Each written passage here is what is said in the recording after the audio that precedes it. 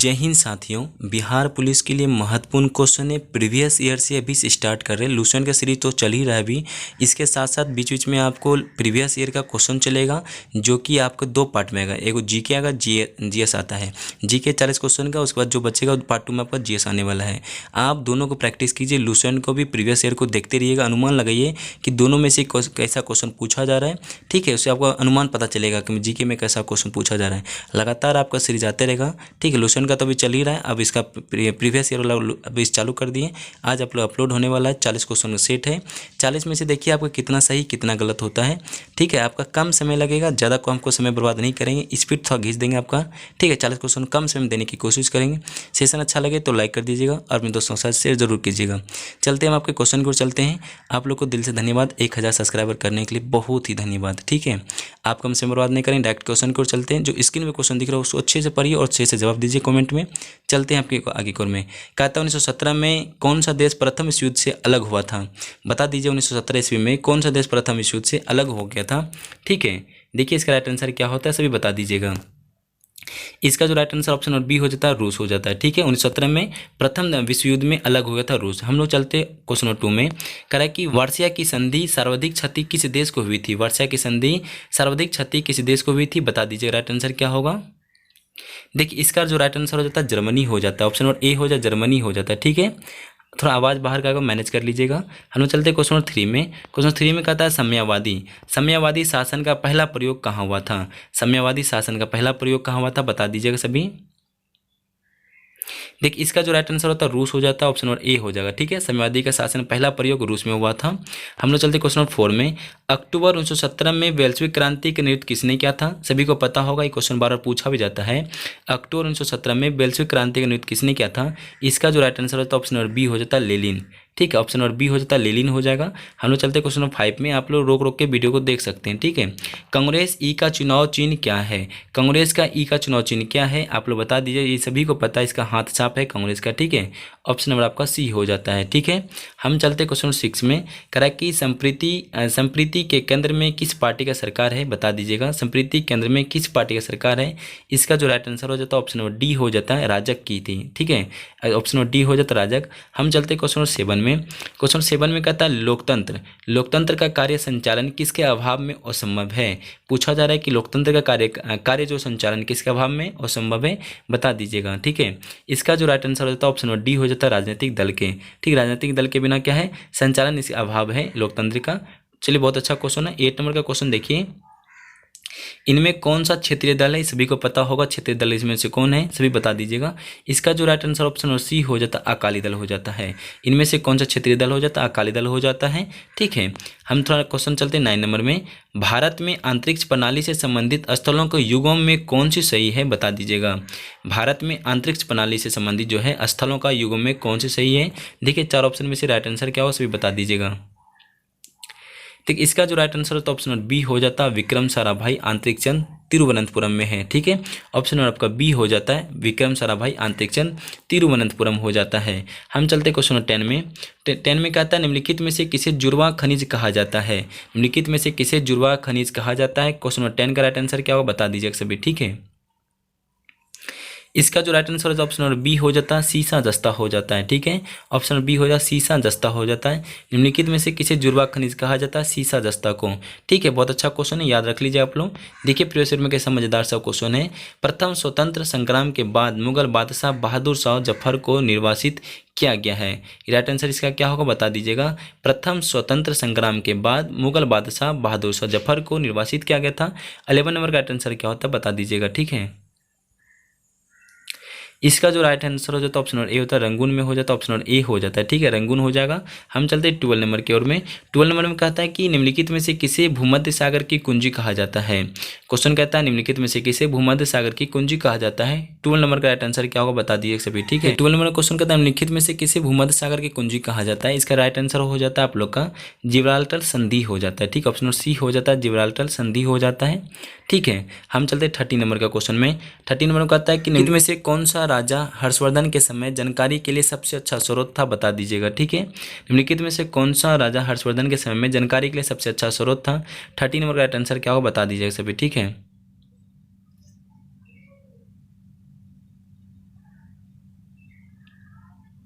इसका जो हो जाता है ऑप्शन नंबर डी हो जाता है वानभट्ट, ऑप्शन डी हो जाता है वानभट्ट हो जाते हैं राइट आंसर। हम चलते हैं 40 नंबर का क्वेश्चन कहता है निम्न में कौन सा शहर नील नदी के किनारे बसा हुआ है। निम्न में से कौन सा शहर जो है नील नदी के किनारे बसा हुआ है, बता दिए 40 नंबर का राइट आंसर क्या होगा। देख इसका जो राइट आंसर होता है खार्तूम हो जाता है, ऑप्शन नंबर बी हो जाएगा। ठीक है, ऑप्शन नंबर क्या हो जाए बी हो जाता है। नील नदी किनारे बसा हुआ शहर कौन है, खार्तूम हो जाता है। हम चलते 50 नंबर का, संसार का सबसे छोटा महासागर कौन सा है। संसार का सबसे छोटा महासागर कौन है, बता दीजिएगा।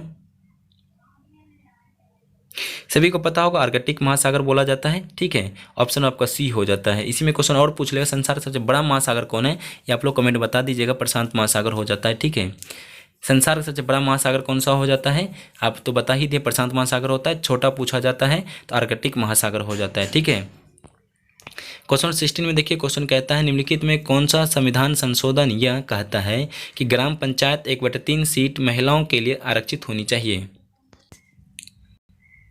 देखिए क्वेश्चन को अच्छे से समझ लीजिएगा। निम्नलिखित में से कौन सा संविधान संशोधन यह कहता है कि ग्राम पंचायत में 1/3 सीटों महिला। देखिए इसका जो राइट आंसर हो जाता है ऑप्शन नंबर डी हो जाता है। ठीक है, ऑप्शन नंबर डी हो जाएगा, 73वां हो जाता है। ठीक है, ऑप्शन नंबर आपका डी हो जाता है। ठीक है, क्वेश्चन नंबर 17 में कहता है कि पेशवा बाजीराव प्रथम द्वारा इनमें से कौन सा इलाका नहीं जीता गया था। देखिए 4 ऑप्शन में से राइट आंसर क्या होता है सभी बता दीजिएगा। इनमें से कौन सा जो इलाका नहीं जीता था। ठीक है, इसका जो राइट आंसर होता है ऑप्शन नंबर सी हो जाता, उड़ीसा को नहीं जीता था। ठीक है, ऑप्शन नंबर सी हो जाता राइट आंसर। हम लोग चलते 80 नंबर का। 80 नंबर क्वेश्चन कहता है भारत के राष्ट्रपति को पद की शपथ कौन दिलाता है। ठीक है, भारत के राष्ट्रपति को पद की शपथ कौन दिलाता है। देखिए 80 नंबर का राइट आंसर क्या होता है बता दीजिए। बहुत इंपॉर्टेंट क्वेश्चन जो बार बार पूछा जाता है। ठीक है, तो इसका जो राइट आंसर होता है ऑप्शन नंबर डी हो जाता है, भारत के मुख्य न्यायाधीश हो जाता है ऑप्शन नंबर डी। ठीक है, ये पूछा है भारत के राष्ट्रपति को पद का शपथ कौन दिलाता है, ऑप्शन नंबर डी हो जाता है, भारत के मुख्य न्यायाधीश। ठीक है, आपसे एक रिक्वेस्ट करते हो कमेंट में जरूर जवाब दीजिएगा, अभी का जो है मुख्य न्यायाधीश कौन है और कितने नंबर का है, अभी सब बता दीजिएगा। अभी वर्तमान में कौन है और कितने नंबर पे मुख्य न्यायाधीश है, इसको कमेंट आप लोग बता दीजिए, आपको वेट करेंगे। ठीक है, हम लोग चलते क्वेश्चन नंबर 19 में। क्वेश्चन 19 में कहता है राज्यसभा के सदस्यों का कार्यकाल कितने वर्षों का होता है। राज्यसभा के सदस्यों का कार्यकाल कितने वर्षों का होता है। देखिए बहुत इंपॉर्टेंट क्वेश्चन, बता दीजिए राइट आंसर क्या होगा। इसका जो राइट आंसर होता है ऑप्शन नंबर ए हो जाता है, 6 वर्ष का होता है। ठीक है, राज्यसभा का सदस्यों का कार्यकाल कितने वर्षों का होता है, 6 वर्षों का होता है। ऑप्शन नंबर ए हो जाता है, बहुत इंपॉर्टेंट क्वेश्चन है सभी। ठीक है, ये प्रीवियस ईयर का क्वेश्चन है, ऐसा मत सोचिए कि इस बार का है, आप 2010 के जाके प्रीवियस ईयर को देख सकते हैं, ये सारा इंपॉर्टेंट क्वेश्चन है, पूछा गया था। ठीक है, भारत के मुगल शासकों का निम्नलिखित में से कौन सा अवरोही क्रम में सही है, बता दीजिए। और ऑप्शन में से राइट आंसर क्या होगा, भारत के मुगल शासकों में निम्नलिखित में से कौन सा अवरोही क्रम सही है, बता दीजिएगा। ठीक है, 20 नंबर का राइट आंसर क्या होगा। देखिए इसका जो राइट आंसर होता है ऑप्शन डी हो जाता है। देखिए हिमायूं, अकबर, जहांगीर, शाहजहां, ये ऑप्शन नंबर डी हो जाता सही आप लोग का। हम लोग चलते 21 का क्वेश्चन कहता है सिंधु घाटी सभ्यता से संबंध स्थान लोथल निम्नलिखित में से किसका राज्य है, किस राज्य में है। सिंधु घाटी सभ्यता का संबंध स्थान लोथल निम्नलिखित में से किस राज्य में है, बता दीजिएगा। साफ क्वेश्चन पूछा जा रहा है कि लोथल जो है किस राज्य से है, बता दीजिएगा। ठीक है, देखिए इनका जो राइट आंसर हो जाता है गुजरात हो जाता है। ठीक, ऑप्शन नंबर बी हो जाता है गुजरात। ठीक है, लोथल जो है गुजरात राज्य से संबंधित है, ऑप्शन नंबर बी हो जाता है। हम लोग चलते 22 का क्वेश्चन कहता है निम्नलिखित में से कौन सा महासागर पनामा नहर को जुड़े हुए हैं। निम्नलिखित में से कौन सा जो महासागर है पनामा नहर से जुड़े हुए हैं। देखिए राइट आंसर क्या होगा, बता दीजिएगा। 22 का राइट आंसर क्या होगा। इनका जो राइट आंसर होता है अटलांटिक महासागर हो जाए, अटलांटिक और प्रशांत महासागर हो जाता है, ऑप्शन नंबर बी हो जाएगा राइट आंसर। ठीक है, पूछा जा रहा है कि कौन सा महासागर पनामा नहर से जुड़ा हुआ है, आपका राइट आंसर हो जाता है अटलांटिक और प्रशांत महासागर हो जाता है। हम चलते 23 का क्वेश्चन कहता है भारत में वृक्षारोपण उत्सव जो जिसे वन महोत्सव कहा जाता है, जन्मदाता कौन है, इसका राइट आंसर क्या होगा। देखिए इसका जो राइट आंसर होता है ऑप्शन नंबर ए बी हो जाता है, K M Munshi, option number B हो जाता है राइट आंसर। ठीक है, भारत के वृक्षारोपण उत्सव जिसे वन महोत्सव कहा जाता है, जन्मदाता कौन है, के एम मुंशी हो जाता है, ऑप्शन नंबर बी हो जाएगा। हम चलते 24 का राइट आंसर क्या है।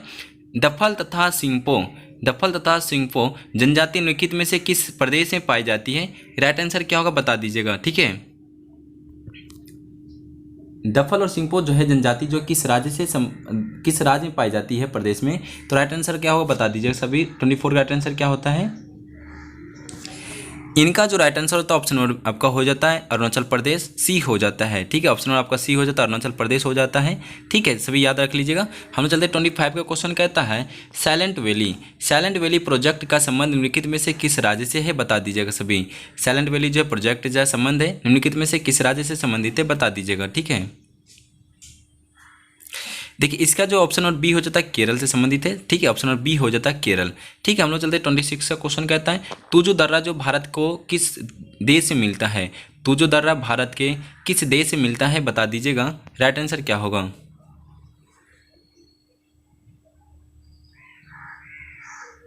इसका जो राइट आंसर हो जाता है ऑप्शन नंबर ए म्यांमार हो जाता है। ऑप्शन नंबर ए हो जाता है तुजो दर्रा भारत का किस राज्य से मिलता है, बता दीजिए। Right answer option number A हो जाता है म्यांमार। हम चलते 27 का क्वेश्चन कहता है भारत का 10वीं बिंदु इंदिरा पॉइंट निम्नलिखित में से कहाँ स्थित है। भारत का 10वीं बिंदु जो इंदिरा पॉइंट है निम्नलिखित में से कहाँ स्थित है, सभी बता दीजिए। राइट आंसर क्या होगा। देखिए इनका जो right answer option number C हो जाता है बड़ा निकोबार हो जाता है। ऑप्शन नंबर सी हो जाता है। ठीक है, पूछा था भारत का 10वीं बिंदु इंदिरा पॉइंट निम्नलिखित में से कहाँ स्थित है, बड़ा निकोबार। ऑप्शन नंबर सी हो जाता है। हम लोग 28 का क्वेश्चन देखते हैं। 28 में कहता है भारत का सबसे लंबा बांध कौन है, बता दीजिएगा। भारत का सबसे लंबा बांध कौन है, बता दीजिएगा। देखिए इसका जो ऑप्शन नंबर बी हो जाता है हीराकुंड। ऑप्शन नंबर बी हो जाता है हीराकुंड हो जाता है। हम चलते हैं ऑप्शन नंबर 29 का क्वेश्चन कहते हैं पृथ्वी के भूपट्टीय स्तर को इस नाम से पुकारा जाता है। राइट आंसर क्या होगा। पृथ्वी के भूपट्टीय स्तर को इस नाम से पुकारा जाता है। राइट आंसर क्या होगा, बता दीजिए सभी। 29 का ऑप्शन नंबर क्या हो जाता है, राइट आंसर बता दीजिएगा। इसका ऑप्शन नंबर ए हो जाता है सियाल हो जाता है। ठीक, ऑप्शन नंबर ए हो जाए सियाल हो जाएगा। हम चलते हैं 30 नंबर का क्वेश्चन कहता है 30 में देखिए किस अंग्रेजी ने पहली बार भगवत गीता का अंग्रेजी अनुवाद में क्या था, बता दीजिएगा सभी। 30 नंबर का क्वेश्चन क्या कहता है किस अंग्रेजी ने पहली बार भगवत गीता का अंग्रेजी अनुवाद में क्या था, बता दीजिएगा सभी। ऑप्शन नंबर आपका हो जाता है बी चार्ल्स विल्किंस हो जाता है। ऑप्शन नंबर बी हो जाएगा। ठीक है, इसका ऑप्शन नंबर 30 का ऑप्शन नंबर बी हो जाता है। ठीक है, 31 का क्वेश्चन कहते हैं देखिएगा निम्न में किस भारतीय शासक ने आधुनिक दर्ज पर विदेशी में अपना दूतावास खोला था। निम्न में से किस भारतीय शासक ने आधुनिक दर्ज पर विदेश में अपना दूतावास खोला था। राइट आंसर क्या होगा, बता दीजिएगा सभी। ठीक है, देखिए इसका जो right answer option number D हो जाता है टीपू सुल्तान ने किया था। ठीक है, ऑप्शन नंबर डी हो जाता है टीपू सुल्तान। हम 32 का देखिए क्वेश्चन कहता है संविधान के किस अनुच्छेद के अंतर्गत प्रत्येक राज्य अपनी मृत भाषा का प्रसार एवं अनुदेश प्राथमिक शिक्षा में लागू कर सकता था। राइट आंसर क्या 32 का बता दीजिए सभी। ठीक है, देखिए ऑप्शन नंबर इसका सी हो जाता है अनुच्छेद 350 ए हो जाता है। ठीक है, संविधान के किस अनुच्छेद के अंतर्गत प्रत्येक राज्य अपनी मृत भाषा का प्रसार एवं अनुदेश प्राथमिक शिक्षा में लागू कर सकता है, अनुच्छेद 350 ए हो जाता है। राइट आंसर हम लोग चलते 33 का क्वेश्चन कहता है हड़प्पा कालीन सभ्यता का विशाल कठोरा कहाँ से मिलता है, बता दीजिएगा। कोठारा पूछता लिखा है हड़प्पा कालीन सभ्यता का विशाल कोठारा कहाँ से मिलता है, बता दीजिएगा। जिसे कहा जाता है अनाज संग्रह स्थल कहा जाता है। ठीक है, इसका राइट आंसर हो जाता है ऑप्शन नंबर ए मोहनजोदड़ो। ठीक, ऑप्शन क्या हो जाता है ए मोहनजोदड़ो हो जाता है। 34 का क्वेश्चन कहता है किस गवर्नर जनरल ने अपने को बंगाल का शेर कहा था। किस गवर्नर जनरल ने अपने बंगाल का शेर कहा था। राइट आंसर क्या हो 34 का बता दीजिए सभी। देखिए इसका जो ऑप्शन नंबर डी हो जाता है लॉर्ड वेलेजली हो जाता है। ऑप्शन नंबर डी हो जाता है। ठीक है, right answer option number D हो जाता है। किस गवर्नर जनरल ने अपने को बंगाल का शेर कहा था, लॉर्ड वेलेजली हो जाता है। 35 का क्वेश्चन कहता है हर्षवर्धन के समय चीनी यात्री ने भारत की यात्रा की थी। हर्षवर्धन के समय चीनी यात्री ने भारत की यात्रा की थी।